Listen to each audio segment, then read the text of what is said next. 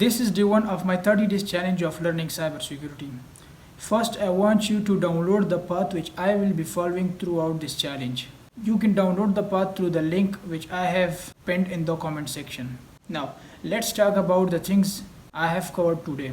First, I have completed networking concepts room of TryHackMe. One thing is to be noted here that I will be using TryHackMe as a primary resource of my learning and to follow this path. Now here's the bonus tip for you guys.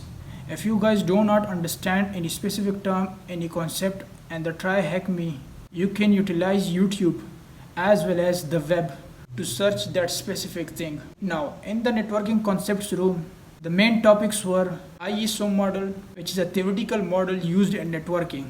And after that, I learned about the TCP IP model, which is a practical model and implemented one.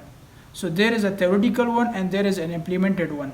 So basically, before implementing any specific networking concept, practically, we first analyzed it through the ISO model. And one thing is important about the ISO model that it is divided into 7 layers. And the TCP IP model is 4 layers, but some networking books tells us that it has 5 layers. In this room, I also learned about the TCP UDP IP protocols, which is very necessary before starting into defensive as well as offensive side of cybersecurity. One important concept and TCP protocol is three-way handshake. Three-way handshake is actually establishing a connection between two hosts, unlike UDP which is a connectionless protocol.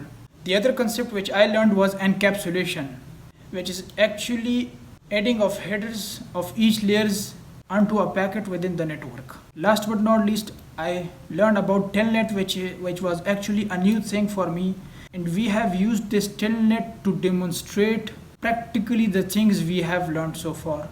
So this was all about day one. Make sure to like this video and share it with your friends. See you on day 2.